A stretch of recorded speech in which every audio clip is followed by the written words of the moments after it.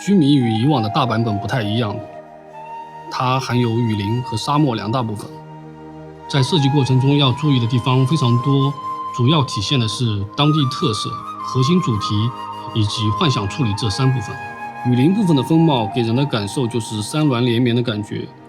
区别于里约的柱状形式、倒砌的横切硬朗。须弥的山石更加符合热带湿润的地区特征，这种偏柔性轮廓的山石结合古代巨树，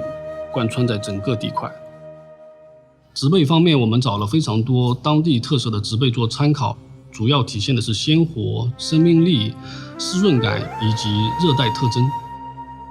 沙漠有沙漠风暴、绿洲、渴望水的植被、被风沙侵蚀的岩石、巨大、神性、具有历史感的遗迹。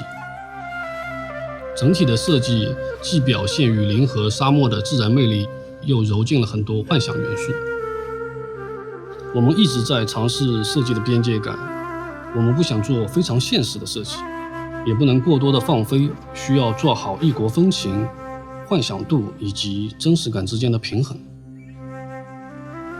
各个区域的主视觉同样非常重要，须弥的世界设定本身给视觉的多样性提供了非常好的支持，有各种各样奇幻的内容。这些内容根据玩家的游玩体验以及美术逻辑安放在各个区域，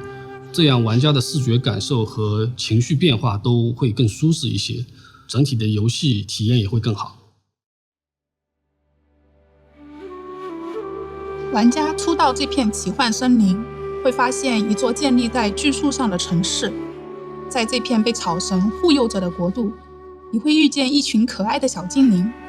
小精灵可是只有小朋友才可以发现它们哦，需要你帮他们解决一系列隐藏在森林深处的危机，才可以获得他们的信任。在这个过程中，你会发现非常多的未知区域，有长满参天巨树且常年下雨的森林，有因为未知原因导致衰败的森林，也有巨大的伞状发光植物形成的特殊生态区域。在另一片森林中，